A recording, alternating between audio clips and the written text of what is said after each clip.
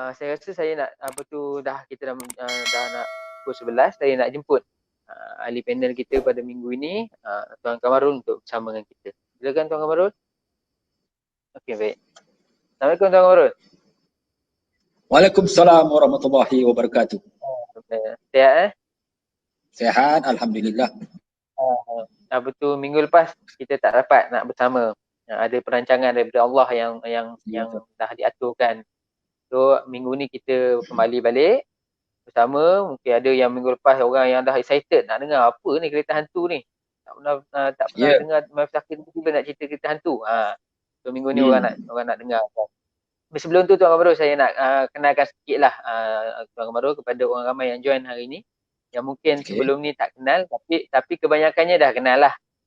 Sebab baru ni orang kata dah viral. Alhamdulillah. Apa tu.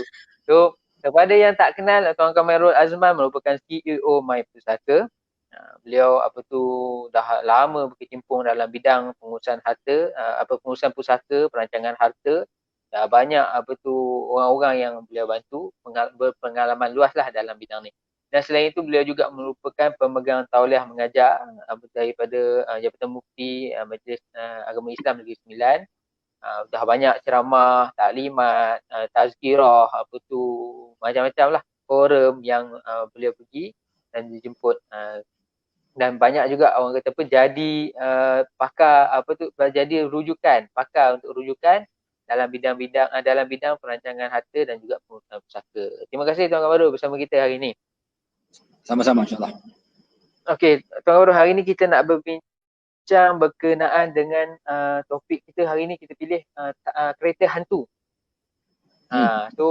Mungkin orang tak tahu ni kereta hantu ni apa ni, yang duk jumpa Volkswagen kuning tak ada driver dekat highway tu ke apa.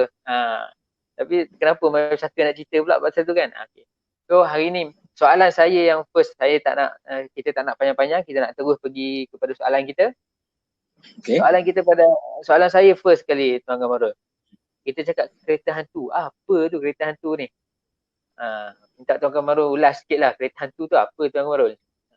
Okey. Sebelum saya ulas pada cerita hantu ni, kita kena tahu apabila seseorang itu meninggal, selain daripada handphone, duit dalam tabung lah, dalam dompet dan sebagainya, dia akan meninggalkan beberapa harta yang bergeran. Maksudnya harta yang ada dokumen pemilikan. Dia ada 4 jenis harta bergeran ini. Dan harta bergeran ini mempunyai kaedah pengurusan yang berbeza. Kalau tidak diuruskan, dia beku. Apakah 4 jenis harta tersebut? Harta pertama adalah harta alik, harta tunai yang berada dalam akaun-akaun yang membenarkan penama. Contoh, tabung haji, KBSP, takaful. Bila ada penama tu, dengan penama yang betul, kalau meninggal dunia, penama itu boleh pergi ke institusi tersebut dan boleh keluarkan. Tapi duit tu bukan duit dia. Duit dia sebagai pentadbir saja. Tapi dia boleh keluarkan. Itu pertama. Jadi itu mudah. Itu yang selalu berlaku bila ada harta-harta yang berpenama, waris senang, cepat je, nama dia memang penama, dia pergi keluar duit. Tetapi berlaku permasalahan, dia dapat duit, dia tak tahu dia joli. Dia tak bayar hutang dan sebagainya. Itu permasalahan kalau harta-harta alih berpenama. Yang keduanya, harta-harta tunai berada dalam akaun ataupun instrumen yang tidak membenarkan penama. Contohnya, akaun bank, ASB, unit trust. Jadi, kalau amount dia kecil, boleh tunjuk bukti waris, dia boleh keluar. Tetapi kalau amount dia banyak, perlu dapatkan surat kuasa mentadbir sama ada daripada pejabat kecil, Mahkamah Tinggi ataupun Amanah Raya. Okey, itu nombor 2. Itu pun ramai orang tak buat, menyebabkan duit beku. Bilion-bilion duit sebegini beku. Yang ketiganya adalah harta ta'liq, maksudnya geran tanah, geran rumah, geran apartmen, yang mana untuk ditukar nama kepada nama orang hidup memerlukan surat perintah pembahagian. Ada 2 tempat saja yang boleh keluarkan perintah pembahagian ini, okey, di mana pejabat sekecil dengan perintah F-nya dan juga distribution order daripada Mahkamah Tinggi. 2 surat saja itu boleh tukar nama. Dan yang keempatnya, ini kita nak cerita. tentang kenderaan. Ramai orang tak tahu kenderaan ini kalau pemilik dia mati, kena ada proses-proses tertentu. Bila tidak dibuat proses itu, maka kereta itu jadi kereta hantu. Dan selalunya, pengalaman saya bila saya lihat kes-kes pusaka, kenderaan ini yang selalu diabaikan. Dia urus pusaka, tak masuk kenderaan sebagai yang nak diuruskan. Akhirnya, kereta hantu. Dan kereta hantu ini ada 3 jenis. Okey. Satu adalah jenis kereta hantu jalan malam. Maksudnya, orang tu dah mati. Nak renew road tax tak boleh. Jadi, dia hanyalah boleh pakai kereta hantu tadi untuk jalan malam-malam saja. Itu namanya kereta hantu jalan malam. Jenis kedua adalah kereta hantu sorok. Maksudnya, dia bawa menyorok-nyorok. Bila nampak polis, masuk kebun sawit balik. Ini yang saya selalu pernah dapat maklum balas daripada seorang ketua kampung di satu felda. Di felda New Zealand, lepas saya bercerita, dia kata, memang tuan, dekat kampung ni ada banyak kereta hantu sorok. Bawa boleh, nampak aerob blok, menyorok masuk dalam kelapa sawit. Itu hantu nombor 2. Kereta hantu nombor 3 adalah dinamakan kereta hantu bungkus. Ini pun saya pernah tengok.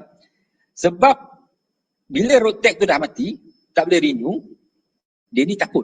Jadi dia pun letak kat rumah, dia bungkus dengan kain. Ini pun saya pernah tengok seorang yang saya kenal meninggal dunia, tak diuruskan keretanya, akhirnya kereta itu berada di dalam pos rumah arwah ni, dibungkus dengan plastik tak bergerak. Itu jadi kereta hantu bungkus. Jadi sangatlah rugi kalau kita dah masa hidup, kita beli kereta cantik-cantik, bila mati, kereta kita sama ada jadi hantu jalan malam, kereta hantu sorok-sorok, ataupun kereta hantu bungkus. Jadi hari ini kita nak buka minda semua orang, janganlah biarkan kenderaan kita bila kita mati jadi kereta hantu. Jadi itulah artinya penerangan pembuka cerita apa itu kereta hantu. Okey, teruskan Sani. Okey, baik. Terima kasih Tuan Komarul. Itu yang kita maksudkan kereta hantu. Kereta hantu ni bukan kalau yang Volkswagen kuning dekat highway tu jarang-jarang apa dia keluar. Kadang-kadang je dengar cerita tak tahu betul ke tak pun kan. Tapi masalah kereta hantu yang 3 tadi tu yang keluar malam-malam pukul 1 pukul 2 pagi baru boleh keluar, itu banyak. Yang tersimpan tersorok-sorok dalam di felda-felda tu banyak. So itu yang kita nak bincangkan pada hari ni. So dah dapat yang tu bungkus tu. Tu pun banyak yang kita nak bincangkan macam mana kita nak buat supaya hantu-hantu tu berjaya di apa tu, di orang panggil apa, orang bahasa orang ni dirupiahkan. Jadi orang jadi ni balik dirupiahkan jadi elok balik. Okey, kita nanti Tuan Komarul, kita minta Tuan Komarul share lah macam mana nak buat. Okey, terima kasih Tuan Komarul. Soalan kedua saya Tuan Komarul, tadi kita dah katalah kereta hantu ni dia rugilah, kita simpan, kita tak boleh nak gunakan betul-betul, nak guna pun takut-takut bahaya kan. Tapi lepas tu macam mana Tuan Komarul kita nak buat sebenarnya bila kita ada kereta hantu ni? Adakah bila seseorang tu meninggal, dia tinggalkan harta tu dalam bentuk kenderaan dia, macam mana kita nak buat Tuan Komarul? Kadang-kadang ada kes yang ditinggalkan kereta saja, ada kes yang ada banyak harta, ada kereta pun ada termasuk. So banyak keadaan. Adakah boleh macam kata tuan si owner tu meninggal dunia, waris ni dia bawa je, dia pergi je JPJ minta tukar nama, boleh ke macam tu? Ke macam mana, ke ada proses dia nak kena buat Tuan Komarul? Okey, jelaskan. Pertama, berbeza dengan harta-harta lain. Okey, contoh kalau harta tunai tu kena kita cuba keluarkan harta tunai tadi, lepas tu boleh pakai. Untuk harta alih pula kena dapatkan surat untuk tukar milik. Tetapi harta tak alih ni ramai orang tak peduli. Sebab apa? Walaupun tak tukar nama, dia boleh duduk. Tetapi kenderaan ni kalau tidak buat apa-apa, pertama, kebanyakan kereta ni berhutang. Kalau tak bayar hutang, macam mana nak tukar nama? Pertama, siapa nak bayar hutang tu? Kedua, kalau tak uruskan, tak ada road tax. Tak ada road tax, macam mana nak jalan? Lepas tu, bila nak tukar nama tu ada dokumen-dokumen. Saya baca dari laman web JPJ. Okey, dia kata untuk kenderaan motor pemilik daftar yang sudah meninggal dunia, ini kita boleh cerita tentang ROTEL nak tukar nama. Nak tukar nama dia perlukan beberapa dokumen. Pertama membezakan kereta dengan hartanah dengan duit, kita tak boleh nak bagi-bagi ramai-ramai. Contohnya kalau tanah nak letak ada 10 waris parait, nak letak nama 10 nama waris parait pun boleh. Kalau duit nak bagi 10 pun boleh, tetapi kenderaan kita tak boleh tahu 10 nama dalam tu. Jadi ingat jadi perlulah mendapatkan salah satu dokumen ni. Pertama, salinan perintah Mahkamah Tinggi yang disahkan oleh mahkamah siapa yang akan dapat kereta itu. Jadi kalau contohnya waris 5 orang, kena dah pastikan daripada 5 orang tu siapa yang akan letak nama dia. Jadi itu perlukan mufakat. Kadang-kadang tak sampai ke dapat dokumen tu sebab tak pernah dapat mufakat siapa akan dapat kereta itu. Okey. Ataupun salinan surat geran probate yang disahkan oleh mahkamah. Jadi di Mahkamah Tinggi ni ada dua, LA ataupun geran probate. LA orang tak berwasiat, geran probate orang dah berwasiat. Dua dokumen tu perlu. Ataupun surat pentadbir pusaka yang telah dikeluarkan oleh pejabat pusaka kecil. Salinan perintah pembagian tu. Ataupun salinan perintah faraid yang disahkan oleh Mahkamah Syariat menentukan siapa yang akan dapat harta tersebut dipersetujui oleh waris-waris. Sebab kita tak boleh kata ada kereta ni waris ada 5 orang, nak tahu 5 orang dalam geran, tak boleh. Jadi perlu ada mufakat ataupun akun bersumpah dibuat oleh pewaris seperti dalam perintah faraid. Dah ada perintah faraid pun, contohnya perintah faraid kata waris faraid ada 7 orang. Kena ada surat akuan bersumpah daripada waris lain kata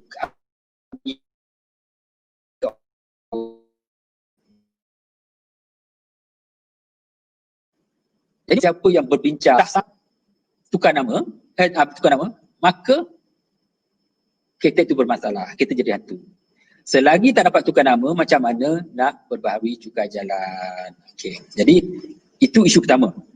Banyakkan kereta menjadi kereta hantu sebab waris tak tahu nak dapatkan surat itu untuk Tetapi sebelum menukar nama, JPJ ni baik sikit. Dalam proses penukar nama, dia boleh membenarkan walaupun kereta itu kereta milik orang mati, lepas tu tiba-tiba road tax dia mati.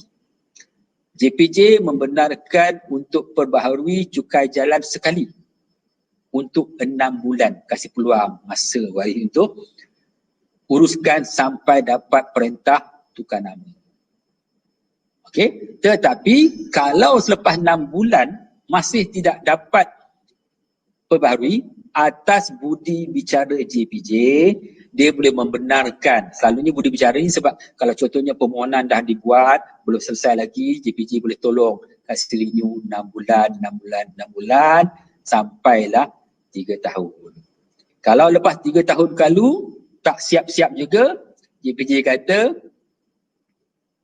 no more. Jadi itu yang betul-betul dia akan jadi kereta hantu permanen. Selama-lamanya kereta hantu. Memang tak boleh buat apa-apa. Itu sebabnya kadang-kadang yang berlaku ialah bila seorang itu meninggal dunia, bila tidak diuruskan dengan betul, maka kereta itu slowly jadi kereta boleh pakai. Sebab apa, contoh bila waris pergi kata ni kereta arwah ni tolonglah bagi renew tak. Jadi kata tak apa, bagilah 6 bulan. Tetapi kena mulakan proses. Jadi lepas 6 bulan tu kalau ada proses tersangkut boleh dibenarkan atas budi bicara JPJ. Itu isu pertama. Ada 2 isu Pertama nak dapatkan road tax semasa nama masa hidup.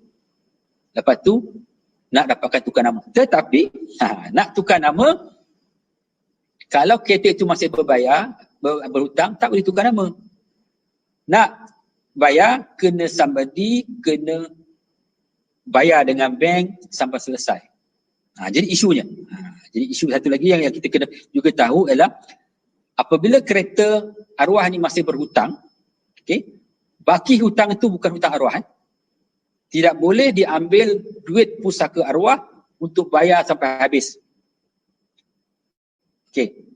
Kecuali semua waris setuju. Okey, ini ada duit arwah ni kita selesaikan, barulah dapat kereta sebiji yang telah selesai. Lepas tu barulah diputuskan siapa nak dapat ambil alih. Nanti kita bincang satu lagi lepas ni, macam mana cara terbaik untuk membahagikan kereta. Sebab kereta satu pada dasarnya tidak boleh letak banyak nama.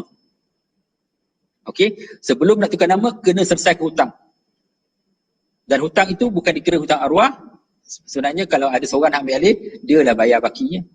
Ataupun semua setuju nak dibayar selesai, lepas tu baru bagi-bagi.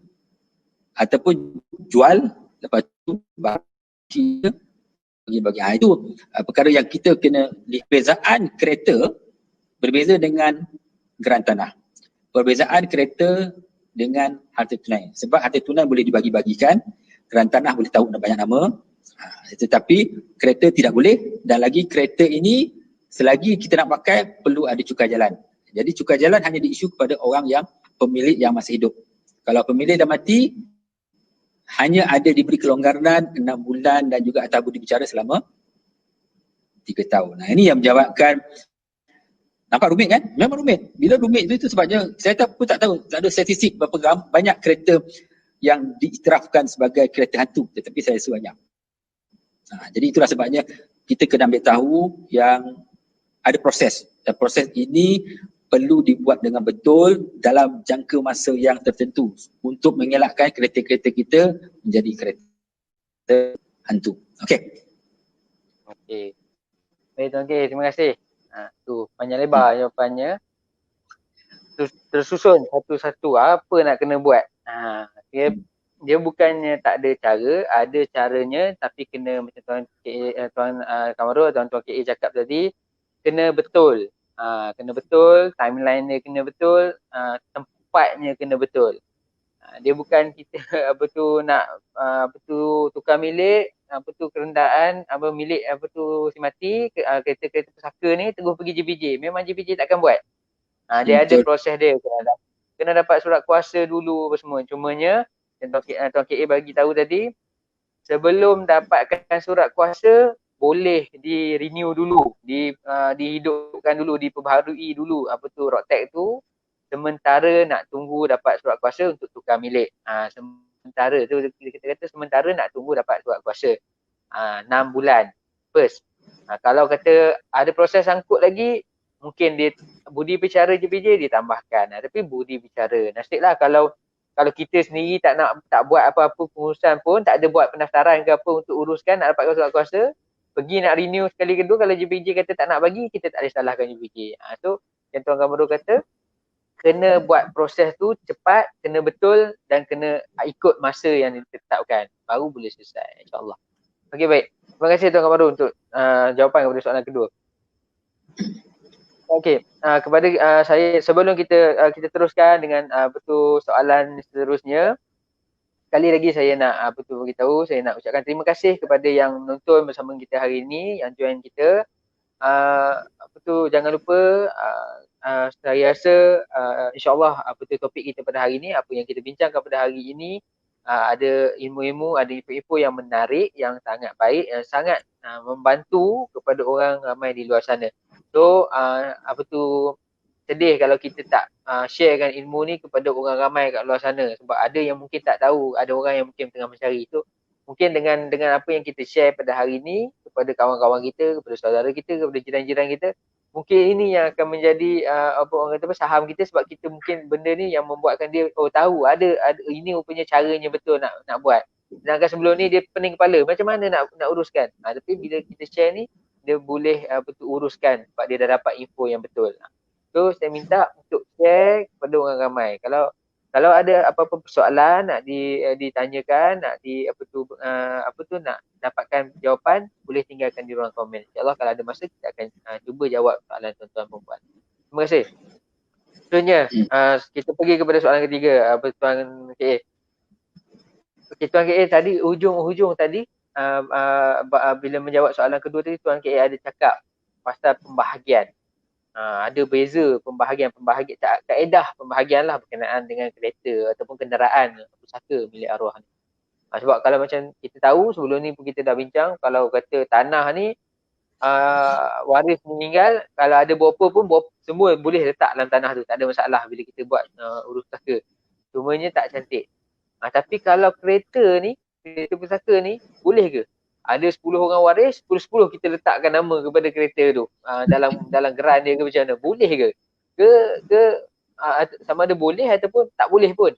Dan kalau kata tak boleh, apa kaedah pembahagian yang paling baik yang sepatutnya kita buat? Yang mudah sebenarnya, tapi kita mungkin tak tahu. Mak Kamarul kongsi sikitlah pengalaman macam mana nak menguruskan cara pembahagian tu dengan cara baik. Terima kasih. Silakan. Okey, pertama, macam kita dah bincang banyak kali, apabila berlaku kematian, semua harta-harta milik arwah ini, okey, sebelum sampai kepada waris faraid, okey, ada 7 perkara lah. Pertama, kalau harta hibah keluar dulu, kalau harta amanah keluar dulu, tolak kos ke bumi, tolak hutang Allah, hutang manusia, tolak tuntutan pasangan dan juga wasiat. Okey. Lepas tu baru jadi waris faraid, hak waris faraid. Tetapi hak waris faraid juga ada konsep at-taharruj. Mereka kena pasti mereka waris. Mereka kena pasti berapakah hak mereka ikut faraid. Dan mereka dah tahu, dah maklum apakah harta-harta yang ditinggalkan. Disebabkan kereta ini tidak boleh tahu banyak nama, nak tak nak, kereta itu perlu melalui proses pemufakatan at-taharruj. Okey? Sebab nak tahu banyak tak boleh. Jadi aku punya, tahu 7 nama. Memang GPG tak bagi. Jadi nak tak nak terpaksa menggunakan konsep pemufakatan. Jadi macam saya kata tadi, ada yang kita bincang dulu, ada 4 jenis pemufakatan. Jadi kereta ini pun perlu melalui salah satu pemufakatan. Contoh, kereta ni ada baki hutang. Jadi ada seorang waris kata, tak apalah aku ambil kereta tu. Aku bayar baki, lepas tu yang nilai kereta yang dia akan tebus daripada waris-waris lain. Okeylah, Bang Long nak bayar, saya terima. Jadi kereta ni Bang Long punya. Jadi keluar, masuk ke proses pembicaraan tadi untuk dapatkan perintah tadi, tak kisah ada ke mahkamah tinggi ke, grand probate ke, LA ke, ataupun melalui surat pentadbir daripada jawab kecil, ataupun dapat perintah daripada mahkamah syariah, dan kemudian semua waris-waris lain telah aku sumpah aku tak nak kasih kat seorang ni, dah dapat surat tu barulah boleh tukar nama. Maksudnya benda tu hanya boleh berlaku apabila ada seorang kata aku nak ambil alih, aku tebus. Itu pertama. Itu atas pemufakatan ambil dengan tebus. Itulah selalu berlaku. Ataupun yang kedua, semua dengan redha, sebab arwah pun dah kata ini kereta ni kasih kat mak lah. Jadi semua orang dengan berlapang dadanya melepaskan hak supaya mak dia ambil kereta tu. Anak-anak dia berlapang dada melepaskan hak dengan redha. Contoh yang menjadi waris faraid adalah isteri si mati. Anak-anak si mati lelaki perempuan. Jadi adik-adik tak ada dan mak ayah pun dah tak ada. Jadi itu sajalah waris. Dan semua mereka mengambil keputusan untuk melepaskan hak mereka untuk kereta tersebut. Jadi keluarlah surat-surat tadi sama ada daripada mahkamah tinggi, LA ke, grand probate ke, perintah pembagian, mengatakan yang mereka bersetuju untuk memindahkan nama tadi kepada isteri si mati. Semua melepaskan hak dengan redha. Itu nombor 2. Nombor 3, semua setuju. Macam inilah. Aku nak pakai kereta, aku nak pakai kereta, aku nak. Semua 4 beradik semua kata nak pakai kereta. Jadi semua setuju. Tak apa. Kita setuju letakkan nama ini kepada Bang Long, Kak Long, Kak Ngah ke siapalah. Jadi keluarlah perintah kepada seorang. Tetapi orang ni kena beritahu, kereta ni bukan kereta kau, ini kereta wakaf. Semua orang boleh pakai. Letak kat rumah. Siapa nak pakai, pakai. Jadi kalau kau mati pun bukan pusaka kau. Sebaiknya adalah selepas dah dapat nama itu dipindah kepada seorang, kalau hakikatnya adalah pemegang amanah, dia hanya memegang amanah kalau dia mati, itu bukan pusaka dia. Tetapi semua orang boleh pakai. Janji, nama seorang boleh pergi Linotek, nama dia lah. Tapi kalau saman pun saman kepada dia. Jadi kalau dia dapat saman sebab adik dia yang pakai, kenalah bersetuju. Aku dah tahu nama aku dalam kereta tu. Tapi engkau yang pakai, kau kena saman, kau kena bayar.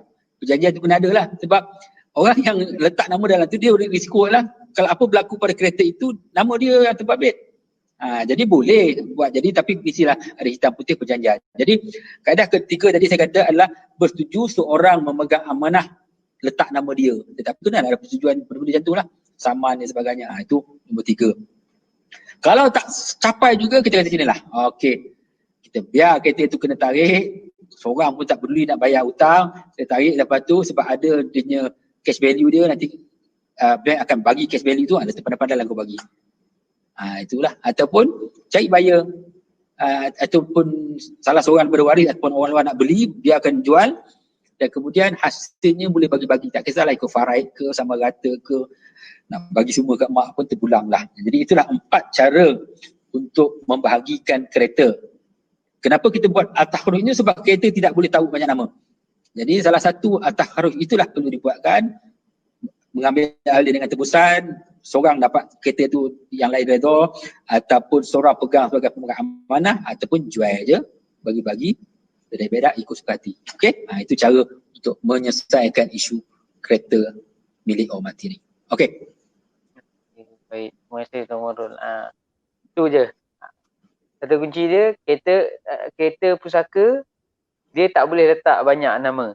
Ada 10 orang waris, JPJ tak nak dengar 10 tu, dia nak tahu satu je, nak tukar nama. Itu je. So, macam Tuan Marul dah ceritakan tadi, sebab tu kita dalam faraid ada satu konsep yang sangat cantik, yang sangat baik, iaitu konsep tafarruj, muafakat waris. Bincang baik-baik, bincang elok-elok. Macam mana kaedah pembahagian tu nak dibuat, macam mana kaedah tebusan ke apa nak dibuat, boleh buat secara perbincangan. Tak perlu nak bergaduh-gaduh, tak perlu nak bermasam muka. Bincang baik-baik, selesaikan cara baik. Kalau kata ada seorang nak beli pun boleh. Dia beli, dia bayar hak kepada yang waris yang lain. Itu cara dia. Yang pentingnya satu nama saja dalam satu geran untuk kenderaan. Dia tak boleh lebih. Okay, baik, terima kasih Tuan Qamarul tadi. Okey. Seterusnya saya nak pergi kepada soalan kita yang seterusnya. Apa tu Tuan Qamarul? Tadi kita dah cakap bila kereta pusaka ni apa tu, dia nak buat tukang milik, dia ada proses dia lah, proses pengurusan pusaka dia kena buat. Tapi Tuan Qamarul, macam kita tahu juga ada kadang-kadang tengah waris dia mungkin tak tahu ataupun dia terlepas pandang. Dia tak tahu yang rupanya masa buat proses pengurusan ni kereta tu kena letak juga. Dia ingatkan pergi ke JPJ je kereta, tak payah pun yang nak ni buat pengurusan, ataupun memang tak buat terus lah. So kita nak mungkin Tuan Qamarul boleh kongsi lah sikit, kalau kata jadi macam tu macam mana nak buat, ataupun kalau kata tak buat ni apa risikonya, apa yang boleh jadilah kepada kereta tu. Okey, pertama saya nak kongsi apa dinamakan masalah-masalah lazim yang sering berlaku. Yang masalah lazimnya adalah kebanyakan waris tak tahu kapan nak urus. Contohnya, bila meninggal dunia dia tahu tanah pergi ke pejabat tanah, sebenarnya pergi ke pejabat pusat kecil. Pejabat pusat kecil selalunya berada di pejabat tanah. Jadi dia tahu kalau tanah pergi ke pejabat tanah. Kereta dia tak buat pun, dia tak masukkan kereta dalam permohonan pun, salah. Lagi satu, kadang-kadang dia tahu kalau tunai dia pergi ke amanah raya. Padahal dia ada tanah, dia boleh gabungkan tanah dan tunai tadi, account bank, pergi ke pejabat sekecil, tapi dia pergi amanah raya. Tanah dia tak uruskan, pun ada. Jadi tidak ada sebut pun kereta kat mana. Itu yang kadang kereta dia pun pergi JPJ. JPJ kata tak boleh cek, barulah dia ghostan, baru dia terfikir. Padahal dia dah pernah buat urusan tanah, dia pernah buat tuntutan tunai, tetapi kereta tak buat. Jadi itu yang kesilapan lazim, ialah orang tak includekan kereta tu semasa membuat proses urus pusaka ataupun proses probate. Dia hanya uruskan tunai ataupun uruskan tanah. Itu kesilapan lazim. Keduanya adalah kebanyakan kereta yang ditinggalkan oleh arwah-arwah ni selalu kereta yang masih mempunyai baki hutang. Dan hanya baru-baru ni saja bila orang ambil loan kereta, ada yang jenis insurans yang boleh tolong langsaikan. Tapi yang dulu-dulu banyak tak ada. Jadi bila berlaku kematian, adalah baki hutang yang perlu dibayar, dan itu juga selalunya sama ada si mati tadi tidak meninggalkan dana yang cukup untuk membolehkan waris-waris setuju untuk membayar hutang, dan ataupun tidak ada waris-waris yang sanggup untuk menyelesaikan hutang arwah. Akibatnya banyak kita dengar akhirnya kereta-kereta arwah tadi akhirnya ditarik.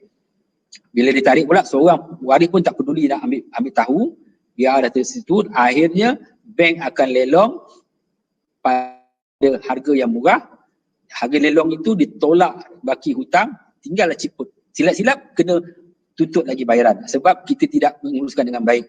Biasanya kalau jual lelong tu memang harga murah lah.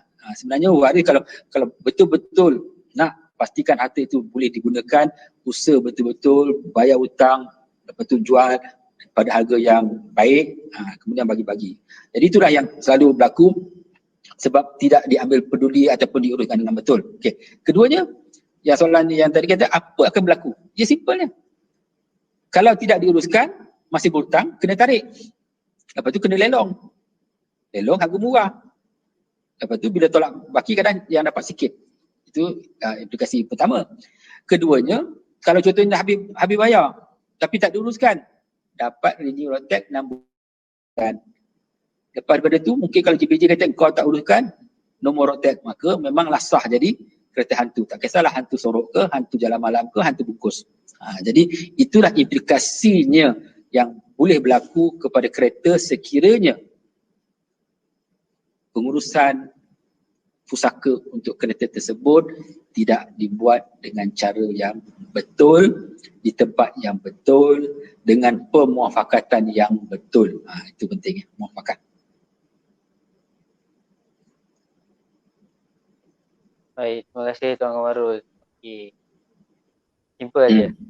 Dia yang apa tu orang kata apa, kursi dia kena buat. Itu je. Kena buat pengurusan baru boleh tukar nama. Ada kaedah pembahagian dia kena buat secara takarruj, dah dapat apa tu orang kata apa, macam Tuan Kamarul beritahu tadi. Kalau orang kata apa, kalau tak terlepas pandang pun ada Tuan Kamarul dah ceritakan macam mana nak buat. So yang penting sekarang kursi air dia adalah kena buat dan cara dia kena betul. Okay. Terima kasih Tuan Kamarul. Okay. Baik. Okay, kita dah apa tu pergi nak pergi kepada soalan yang terakhir lah. Rasa kita dah bincang panjang lebar berkenaan dengan kenderaan pusaka. Hari ni topik kita sebenarnya kecil je. Kita memang betul-betul bincang pasal kenderaan pusaka macam mana nak menguruskan. So orang kata pun mudah. Kalau kata ada orang yang ada masalah berkenaan kenderaan ni, tengok yang video ni, tengok live kita hari ni pada Jumaat ni detail. Apa tu dah tahu kat mana nak buat, macam mana nak buat, di mana nak dibuat, dah tahu. Okey. So hari ni saya nak pergi kepada soalan terakhir kita lah Tuan Kamarul. Soalan akhir saya macam biasalah.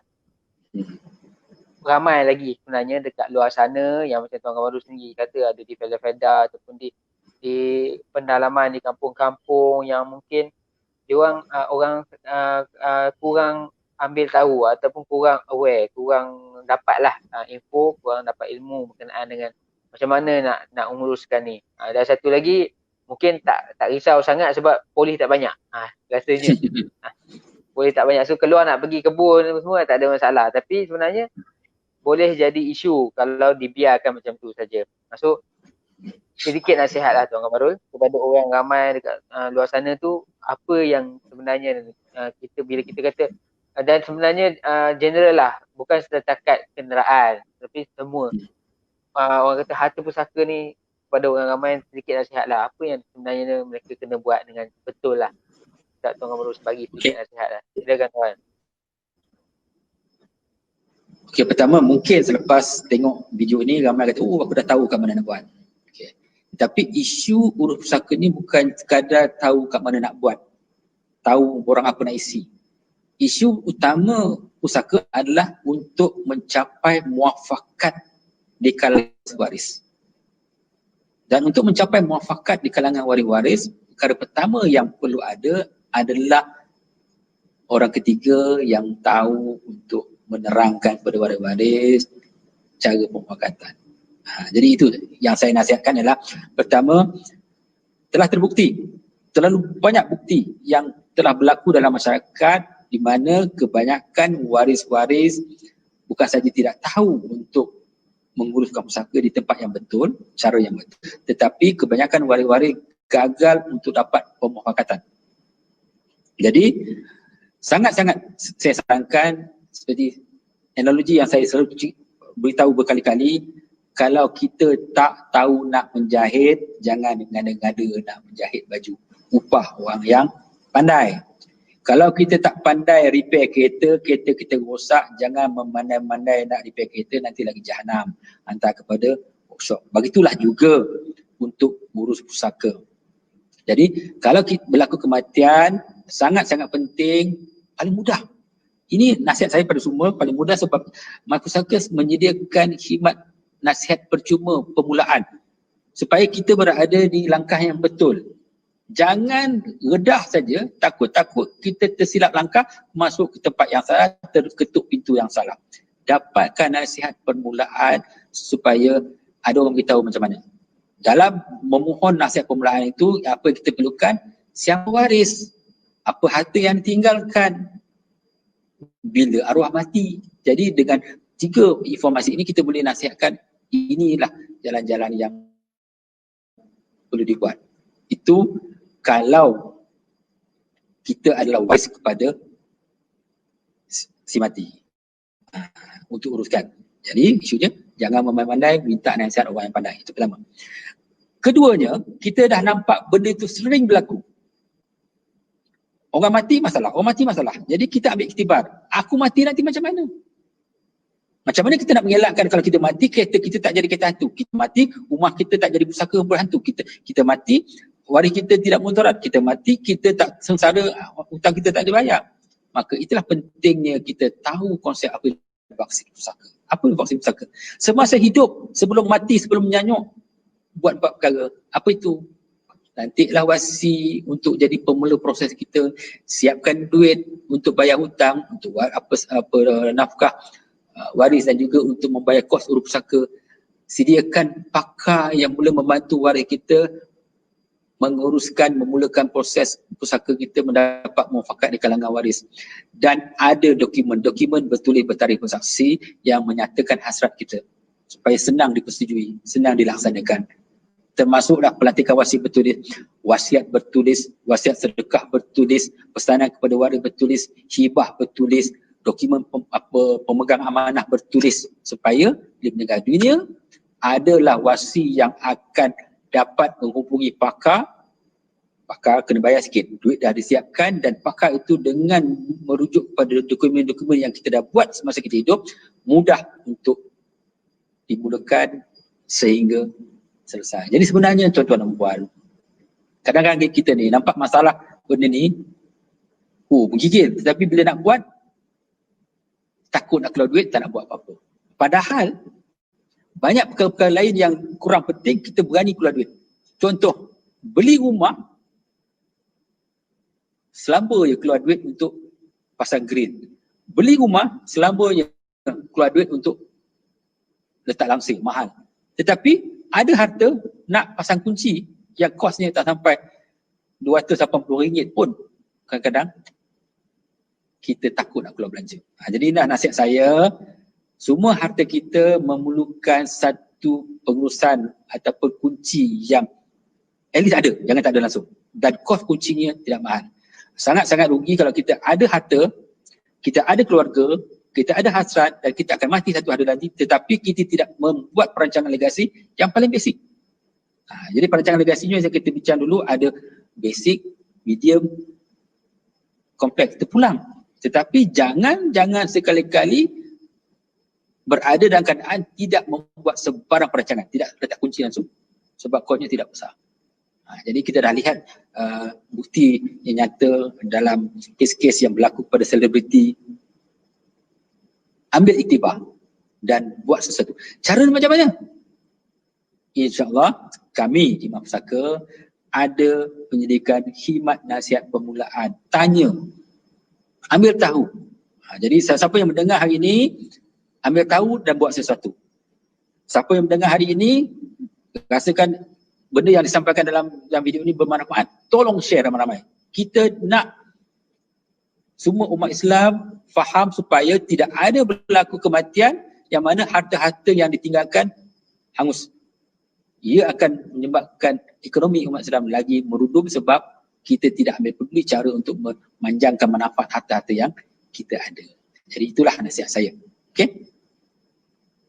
Baik. Terima kasih Tuan Kamarul. Okey. Dekat tu saja untuk forum kita pada hari ini. Dah hari ini kita dah kongsikan sedikit tentang apa itu kereta hantu dan macam mana nak menguruskan kereta hantu ni supaya hilang hantu dia tu. Kita boleh guna macam biasa balik. Okey. Dan saya harapkan hasil perkongsian kita pada hari ini dapat bagi manfaat kepada orang ramai yang mungkin ada masalah ni, tahu macam mana dan tahu kat mana nak rujuk kalau ada masalahnya. Macam Tuan Kamrul cakap, kita ada ramai perunding-perunding malapetaka di luar sana yang boleh sedia membantu anda. Cari mereka kat luar sana, ramai perunding-perunding malapetaka, tanya macam mana nak buat, apa yang perlu dibuat, dan insyaAllah kalau perlukan bantuan daripada malapetaka, yang Tuan Kamrul kata, pengurusan pusaka, dari segi pengurusan dia mungkin ada orang yang tahu, tapi dari segi pembahagian, bila kita cakap berkenaan dengan muafakat, ini yang sebenarnya selalunya berlakunya masalah. Yang boleh orang kata apa, urusan yang secara faktanya kita nampak simple, ringkas, tapi boleh jadi panjang, lebar, boleh jadi isu besar sebabkan masalah dekat kaedah pembahagian ataupun muafakat. Kalau dan muafakat waris ini kadang susah nak dapat kalau antara waris. Itu mungkin perlukan orang luar yang pakar, yang boleh bagi nasihat, boleh bagi tunjuk ajar, boleh bagi jalan macam mana nak buat pembahagian dengan cara betul. Malapetaka ada khidmat yang kami, kepakaran yang kami boleh tawarkan, kami boleh bantu. Boleh hubungi kami di Malapetaka ataupun hubungi perunding-perunding kami kat luar sana. Okey. Untuk sesi pada hari ini, live kita pada hari ini, kita ada di Facebook kita, di FB malapetaka.info. Kalau mungkin ada yang baru join, tak terlepas daripada awal, nak tengok balik boleh tengok di FB malapetaka.info, ada je. Apa tu, tak perlu risau, jangan risau kalau yang terlepas tu, dan jangan lupa share kepada orang ramai supaya ramai lagi yang akan dapat manfaat dekat luar sana. Okey. Setakat itu saja pada hari ini. Saya nak ucapkan terima kasih kepada Tuan Kamarul sebab sudi luangkan masa pada hari ini. Sudi berkongsi ilmu, berkongsi pengalaman kepada kita semua pada hari ini. Terima kasih Tuan Kamarul. Sama-sama, insyaAllah. Okey, baik.